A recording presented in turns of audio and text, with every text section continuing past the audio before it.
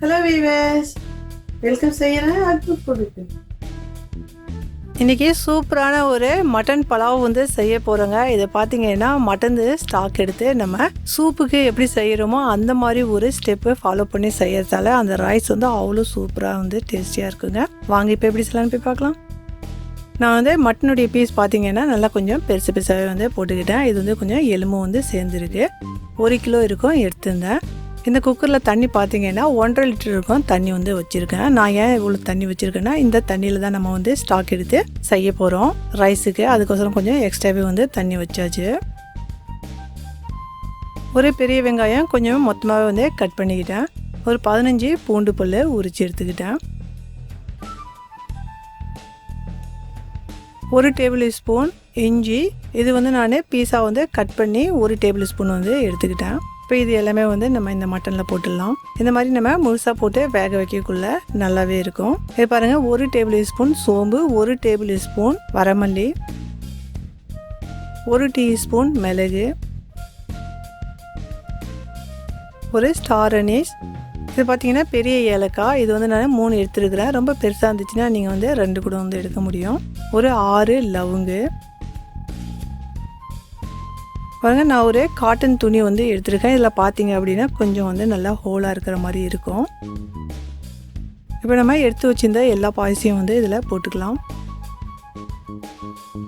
இது எல்லாமே வந்து நம்ம சேர்த்து என்ன பண்ண போகிறோம், ஒரு மூட்டைக்கு நம்ம வந்து கட்டுவோம் இல்லைங்களா, அந்த மாதிரி வந்து இதுக்கு நல்லா நம்ம வந்து டைட்டாக வந்து கட்டிடலாம். பாருங்கள், நல்லாவே வந்து இதுக்கு வந்து கட்டியாச்சு.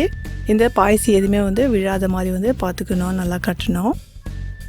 இப்போ இந்த மட்டனுக்குள்ளே நம்ம வந்து வச்சிடலாம். இதில் தேவையான அளவு உப்பு வந்து சேர்த்துக்கலாம். இந்த மாதிரி நம்ம வந்து பாயசிக்கு வந்து கட்டி வந்து போடக்குள்ளே நல்லா அந்த எசன்ஸ் எல்லாமே வந்து இறங்கி இருக்கும். கடைசியில் நம்ம வந்து இதை எடுத்து நம்ம தனியாக வச்சிட போகிறோம். இப்போ இதுக்கு நல்லா நம்ம வந்து வேக விடலாம், மட்டன் வேகிற வரைக்கும். பாருங்கள், நல்லா வந்து வெந்துடுச்சு மட்டனு. இப்போ நம்ம இந்த பேக் நம்ம இதுக்குள்ளே போட்டோம் இல்லைங்களா, இதுக்கு வந்து கொஞ்சமாக வந்து ஒரு 1/4 கிளாஸ் தண்ணி இருக்கும். நான் பச்சை தண்ணி வந்து எடுத்துக்கிட்டேன். இதில் போட்டு கொஞ்சம் நேரம் நம்ம வந்து ஆற விடலாம். இந்த எசன்ஸ் என்ன லெஃப்ட் இருக்கோ எல்லாமே இந்த தண்ணியில் இறங்கக்குள்ளே அந்த தண்ணி நம்ம மறுபடியும் யூஸ் பண்ணிக்கலாம். இப்போ இந்த மட்டனுக்கு வந்து நம்ம தனியாக எடுத்துடலாம். தண்ணி மட்டும் நம்ம இந்த ஸ்டாக்குக்கு தனியாக வந்து எடுத்து வச்சிடணும். இதில் நம்ம போட்டோம் இல்லைங்களா, வெங்காயம், அதே மாதிரி வந்து இஞ்சி பூண்டு எல்லாமே வந்து அதுலேயே குழஞ்சி வந்துட்டுருக்கோம். ஸ்டாக்கும் நம்ம வந்து தனியாக எடுத்து வச்சாச்சு, மட்டனும் வந்து தனியாக எடுத்து வச்சாச்சு. இப்போ நம்ம வந்து தாளித்து விடலாம். நான் பார்த்தீங்கன்னா ஒரு 50 மில்லி இருக்கும் எண்ணெய், 50 மில்லி நெய், இதை வந்து போட்டுக்கிட்டேன். இது நல்லாவே வந்து சூடாகட்டும். பாருங்கள், பிரியாணி மசாலா வந்து எடுத்துருக்கிறேன். இதில் வந்து பார்த்தீங்கன்னா 4லேருந்து 5 லவங்கு, 4லேருந்து 5 ஏலக்காய், சின்னதாக வந்து ஒரு 3 பட்டை, அதே மாதிரி ஒரு ஸ்டார் அனீஸ், 1 டீஸ்பூன் ஜீரகம், 1 டீஸ்பூன் கருப்பு ஜீரகம். இது பார்த்தீங்கன்னா நல்லா நீட்டாக இருக்கும், மெலிசாகவும் இருக்கும். இது இருந்துச்சுன்னா போடுங்க, இல்லைன்னா பரவாயில்ல, போட்டால் நல்லா வாசனையாக இருக்கிறோம். எண்ணெய்லாவே வந்து சூடாயிடுச்சு, போட்டுக்கலாம். கொஞ்ச நேரம் பொரியட்டும். நான் வந்து வெங்காயம் வந்து பார்த்தீங்க அப்படின்னா பெரிய சைஸு வெங்காயன்றதால ஒரு 1.5 வெங்காயம் வந்து எடுத்துக்கிட்டேன். கொஞ்சம் மெலிசாவே வந்து கட் பண்ணிக்கிட்டேன். இதுக்கு நல்லா நம்ம வந்து கோல்டன் ப்ரௌன் வர வரைக்கும் நல்லா வந்து வதக்கணும்.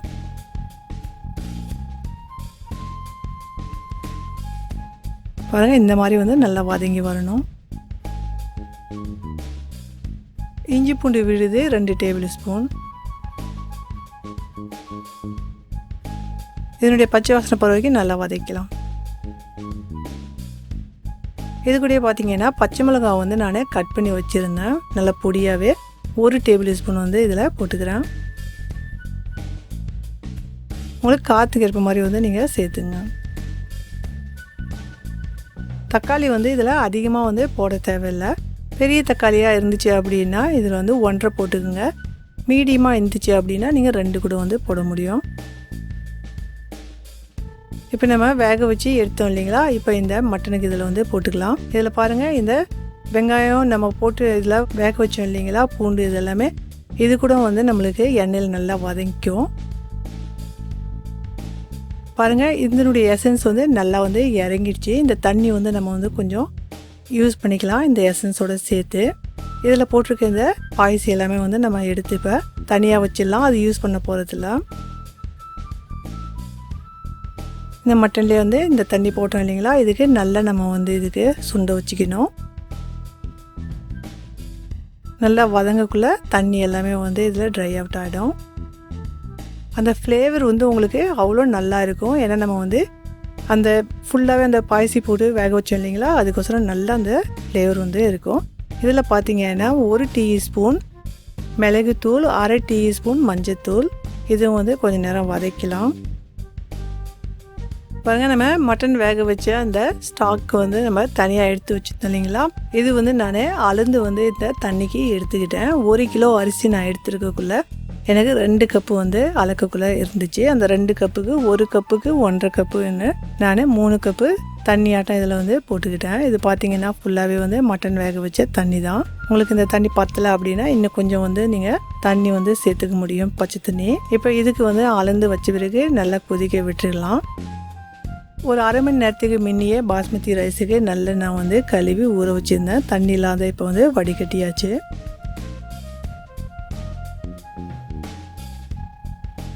நல்லா வந்து இந்த மாதிரி சலசலன்னு கொதிச்சதும் இப்போ நம்ம இந்த ரைஸுக்கு இதில் போட்டுடலாம். தண்ணி எதுவுமே இல்லாத போடுங்க.